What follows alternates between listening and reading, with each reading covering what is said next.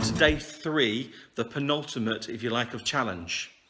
And today's story reflects around a man called Elijah. He was the prophet of God, and he wasn't particularly popular. Again, who is popular in sense of Bible characters with the world. He's not particularly in favour with a particular king who has all the other prophets of God killed, and the people start to not follow God. And in this particular story, you've got Elijah who actually meets up with the king and says, look, okay, bring all your prophets, and they're called the prophets of Baal, who is, Baal is a foreign god, if you like, a pagan god. Bring all the prophets of Baal with you, and we'll have a showdown. We'll have that moment where it's decided who really worships the real God. And Baal worshippers all come along and watch what's going on, and the Baal prophets make a big fire, and Elijah later on does exactly the same, and they're standing there, and so Elijah says, well, you go first, you've got a lot to shout about and a lot to say about what you believe, and there's only one of me and many of you go first. And so they all dance around the fire they've made and everything, trying to get it to light up by itself, and calling upon Baal to come and help them. And they do it all day and into the evening. And not just that, they cut themselves and they jump up and down and they make sacrifices, and they're screaming and they're shouting, making a heck of a, I suppose, hullabaloo, I suppose is the word we're looking for, about their God, and nothing happens.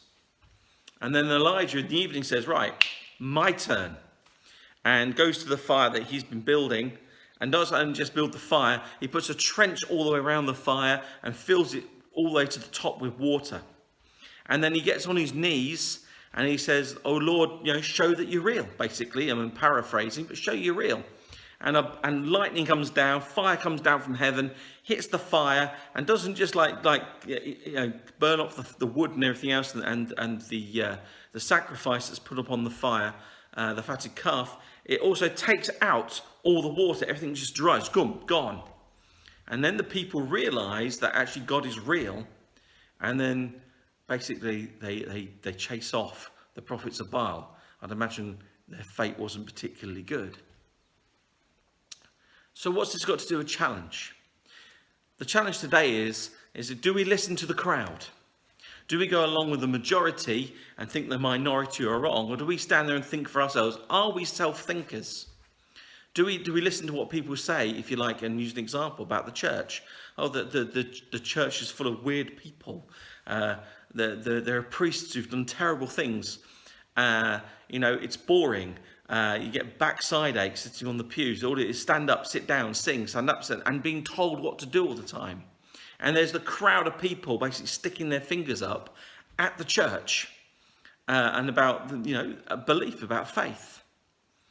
And this is just, again, one example. I'm being generic about what I'm actually saying this day. But the crowd stand there and they shout, don't they? Who shouts loudest? I've always found actually who shouts loudest has just a very loud voice and has very little to back them up.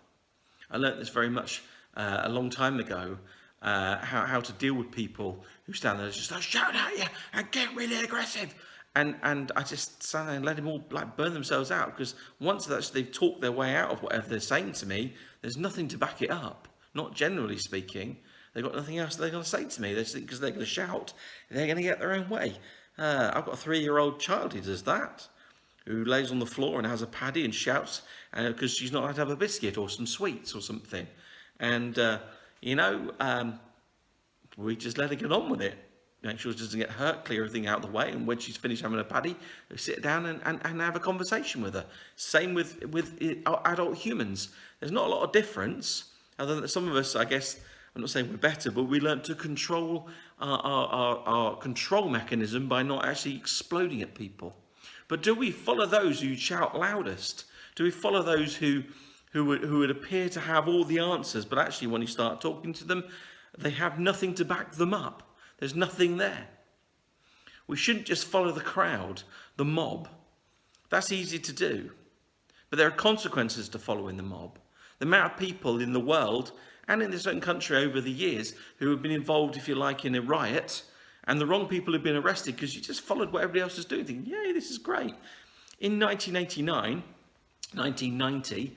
I think it was 1990 actually, I remember I was with London City Mission at the time, going in a van into Elephant and Castle, if you've ever been to London. And it was on a particular evening, and it was the time of the poll tax riots. And there was just like thousands of, well, it seemed like thousands of people just running around the streets, throwing things. There was a bus sort of like sort of tipped over a little bit. There was a police car on its side. There were fires everywhere. And people were sort of doing what I call the unga bunga, jumping up and down like maniacs. And then the reality kind of hit the next morning, what people had gone and done. They were following the crowd. And I'm not trying to take away the fact people are upset about the tax. There was a righteousness in the fact that people are allowed to question things that are wrong, morally wrong. And in that particular case, it was wrong. But it didn't give us the right, if you like, to run around and smash up people's shops and smash up, people's vehicles and litter the streets and light fires and everything else. But that's following the crowd. We can all do that. We'd all get angry about something. It doesn't have to be a big crowd. Just be a group of friends we think, oh, they must be right because they're all talking about it. And actually, if I disagree with them, they probably won't like me anymore and won't hang around with me anymore. And it kind of puts us at that awkward disposition with them, doesn't it not? But sometimes, and in fact, I'd go as far as to say a lot of the time, it's that one still, quiet voice that actually is right. The voice of reason, the voice of knowledge, and the voice of understanding. Which one would you rather follow? Which one are you prepared to follow? Let me challenge you right now and say, if you chose to follow Jesus, you're not going to be that popular. If you choose to follow Jesus, the crowd probably won't accept you anymore. But it's so worth it. It's worth it, and understanding and realizing actually it's not about who can shout loudest. It's about actually making that decision for yourself. And if you're in that mindset to make a decision, make a decision today. Jesus is standing there. He's interested in you. The church is interested. We're interested in you as the church. Not in a weird, controlling way, but, we're interested in who you are. And we want to be friends. We want to say hi. Think it through yourself today as a challenge, Do I follow the crowd? Do I listen to what everybody else has to say? Do I follow social media and Facebook and, Twitter and think, oh, really? Oh, yeah, I might have to go along with that because that's what everybody else is saying. I better click like on that. Or actually, is there an inner voice within you going, hang on a minute, this doesn't actually feel right. And you feel awkward and you feel torn and you feel there's a hole there. Think about it for yourself this day.